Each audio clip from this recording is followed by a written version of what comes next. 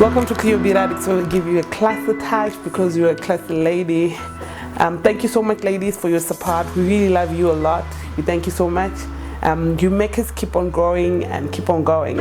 And we actually have noticed that it's now summertime, and we were thinking, what is it that we can give to this beautiful lady so that they can keep their hair healthy and they can really know what to do with their hair, because it's summertime and I believe everyone out there would like really want people to like really see their hair, either it's going to be short. And I've also noticed that is the time that a lot of ladies will actually prefer to put color in their hair. But there's some of the things that you really need to know, especially when you have applied color. Even if you haven't applied color, there's some of the things that you have to know that you are supposed to do, especially in summertime, so that your hair can be healthy and you can always keep loving it, and you can even look at it and feel like you've got good hair. So today I've like decided to bring you tips on what to do in summer. And is that time yet people feel like they want to go out? Is that time whereby people feel like they can wear their hair out and put different colors and exchange colors and put those styles that they can't really wear in winter, because in summer you can feel like changing your hair and look different each and every day. So we have some few tips that we've got today so that at least you know what to do with your hair in summer and how you can like really take care of it. This is one thing that you have to avoid. I know in winter we talk about reducing heat, but when you're talking about reducing heat in winter, we're talking about reducing heat of maybe tongs, ceramics and what. But now I'm talking about reducing heat of the direct sun. Sun is actually good for your hair, but you also have to avoid it to keep on like heating your hair directly, because at the end of the day you'd notice that your hair begin to lose its color and begin to lose its texture. Even if you've put a different color, you notice that every time your hair is hit by the direct heat, the color will change to another color that is not the color that maybe you really wanted at first.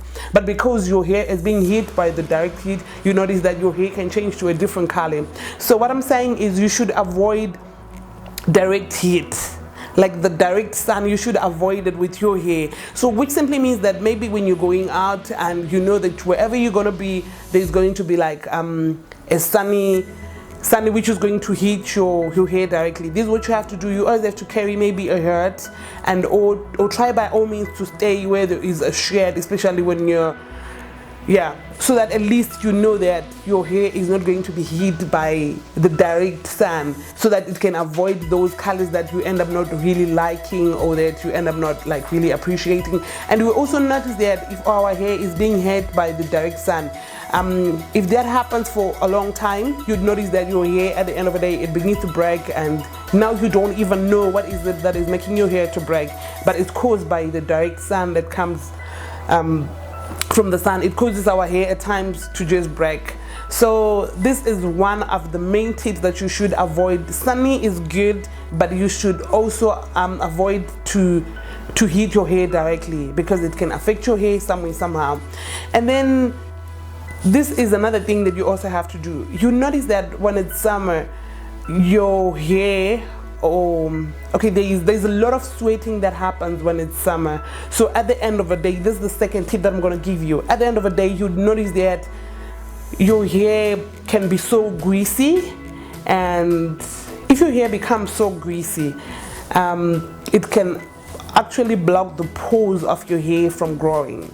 So this is one of the things that you have to do. You should try by all means to wash your hair a little bit frequent than the way that you do when it's winter. So you should wash your hair a little bit more frequent, not really every day, maybe if it's possible, if you're wearing it out, it'll be good for you at least to wash it once every week, so that your hair won't be greasy. And also if you're putting any application that you want to apply into your hair, you just have to use those things which are either moisturized best or which are oil based. Don't use chemicals with petroleum, because those, they actually just go and make your hair grease from day one. And if your hair is like that, you'd notice that at the end of the day, as much as you want your hair to grow, I know it's actually every woman's wish for their hair to grow, so you'd notice if you really want your hair to grow, at the end of the day your hair cannot be able to grow to the way that you want, because the grease is actually blocking the pores from breathing. So you should avoid not to stay with your hair for a long time without being washed. Even if you're putting wigs, I think in summer this is the time whereby maybe you can wear a wig for about, yeah, if you're putting maybe 100%, you can just go and get it washed if you have it. I think the only problem comes when you're wearing a synthetic hair, but if you've got 100%, or if you're wearing a wig, you can just actually even make those lines. You may not like really undone them, but you can just actually make those lines be washed. You can do that at home, or you can do it by yourself if you can. And when you're doing that, try by all means to use a proper shampoo, which is good for your hair, and also use the best conditioner that you really know it's also good for your hair. Don't just wash it with soap or maybe the other detergents that you feel they are really strong for your hair, because if you do that and your hair is not just getting enough proteins back or enough oils back, you'd notice that your hair also will begin to break. So by everything that we do, we should also try by all means to oil our hair, even if it's a summer or even if it's in winter. But like now, our hair also produces its own natural oils, which is good, especially when it's summer. But you also have to apply extras so that your hair so that your hair will be able to get enough food that is really required by it. And then you also, the third thing that I want to talk about is in summer is the time whereby everyone else feels like we can go out there and swim, and even if the rain comes, some people just feel like it can just get over their hair and it doesn't have a problem. But now this is what I've brought. When it's in summer, you also have to avoid what is called chlorine damage. This damage mostly is caused by the chemicals which are found in water, especially when you go to the beaches, when you go to the pools so that you can swim. It's actually a good thing that in summer we've got that thing of swimming and all that, but you also have to like really take care of your hair. So this is what you do the day that you really know that you're going out for swimming. Before you get there, this is the first thing that you have to do. You should wash your hair out with just running water, like running shower water. This can actually make those chlorine to be absorbed, especially when you get to the pools or what. So this is what you have to do before you swim. You should like actually wash your hair with running water so that it cannot be affected. And then the same thing is the same thing that you're going to do after you have swimmed. You should like really wash your hair with shampoo thoroughly and conditioning it, or even actually do a deep conditioning, because so that you can avoid those chlorine to come and affect our hair in any way.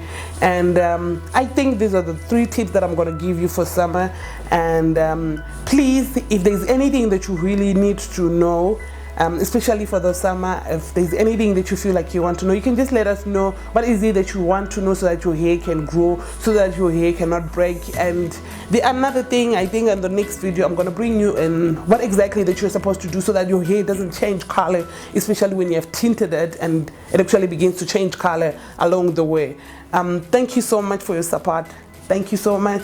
We love you. Thank you.